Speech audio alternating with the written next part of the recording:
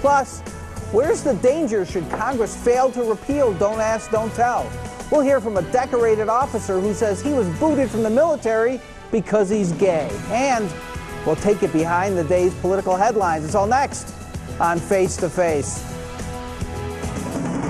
This is Face to Face with John Ralston.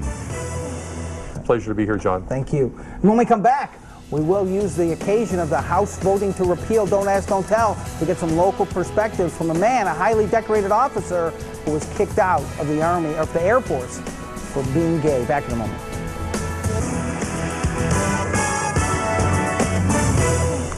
Welcome back across Nevada to Face to Face. Today, the House of Representatives voted to repeal the policy that prevents people from being openly gay and serving in the military. It was a big vote, but the Senate's not going to take up for a little while. They will take it up before the Christmas recess, we hope. A Las Vegas attorney says the military's in trouble should the Congress fail to repeal that policy.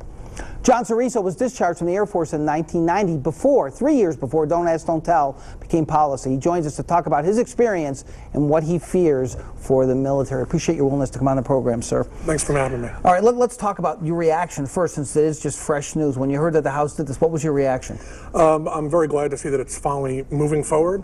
I'm hoping that the Senate will get a clue, just like the House did, because attaching it to the spending bills clearly wasn't going to work. To talk about, you think that there's some very deleterious effects on the military if this is not repealed. I mean, it's been in existence now for 17 years. And it's been a horrible policy for all 17. It affects the quality of military readiness. It affects your ability to properly gather intelligence. But more importantly, it affects the individuals who are serving. You know, there have been gay people serving in the military throughout history.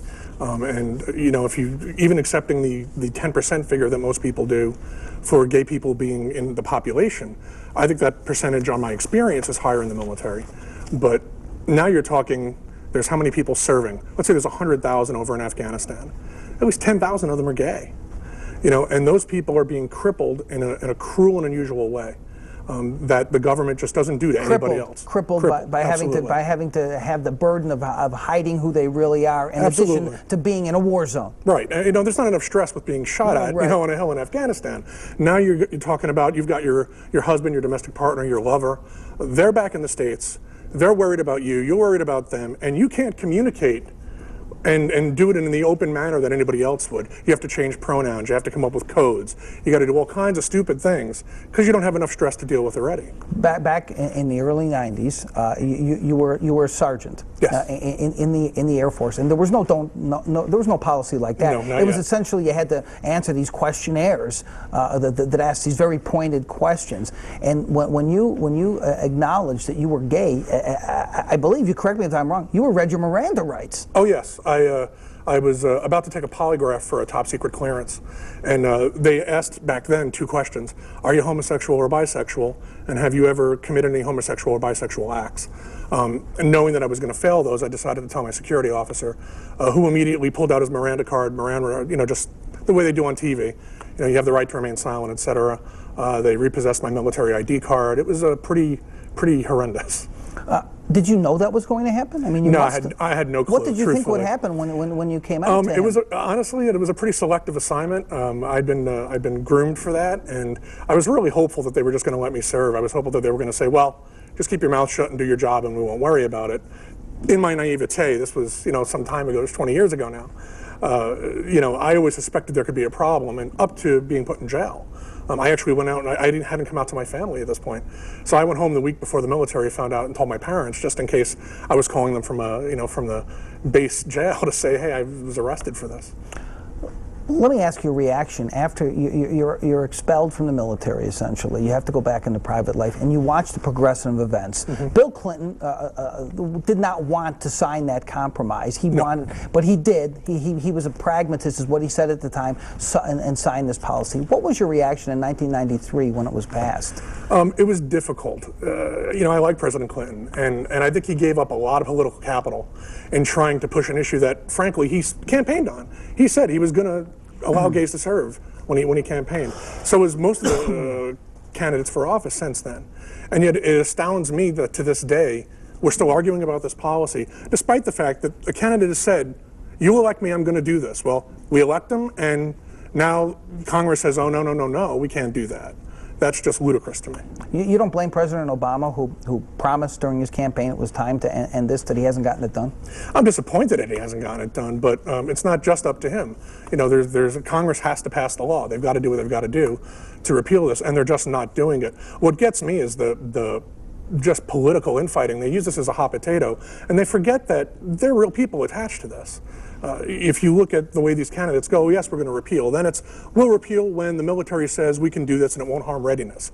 Well, they've come out and done that now. The military service chiefs, by and large, and I'm paraphrasing, have said that the time has come, let's get rid of this anachronistic policy.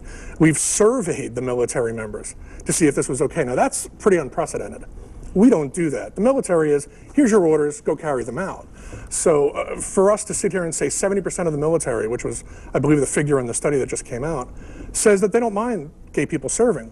All they care about is can they do their job. I mean, if you're sitting in a foxhole or you're in Afghanistan on a mountain somewhere, you don't care about the guy who's piloting the drone.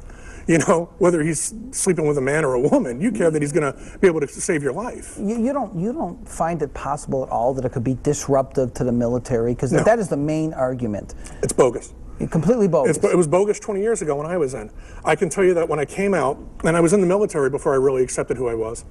When I came out, I went to a fairly large gay bar in Columbia, South Carolina, and I walked in and it was all military. There were 3 military bases within about an hour and a half. And it was all military personnel. And I saw more people from my unit there than I saw at work on an average day. So saying that it's just disruptive is ridiculous. Do you talk to people now who are in the military who are gay and having to deal with this policy? Absolutely. And tell me what they tell you. You know, the problem has been, at least in my professional life as a lawyer, I've had a number of gay service members who come to me, they're in the process of getting a divorce. They've come to the conclusion, by and large young kids, and they've come to the conclusion that they're gay or they're lesbian, and they are already married. They got married when they were 18, they might have kids. And because their career is on the line, they can't fight the way a standard person would be able to fight in court. I can't go to the mat for these people because if I do, the wife's going to stand up and say, hey, he's gay, and there goes his career. It's out the window. And that to me is pretty fundamentally unfair.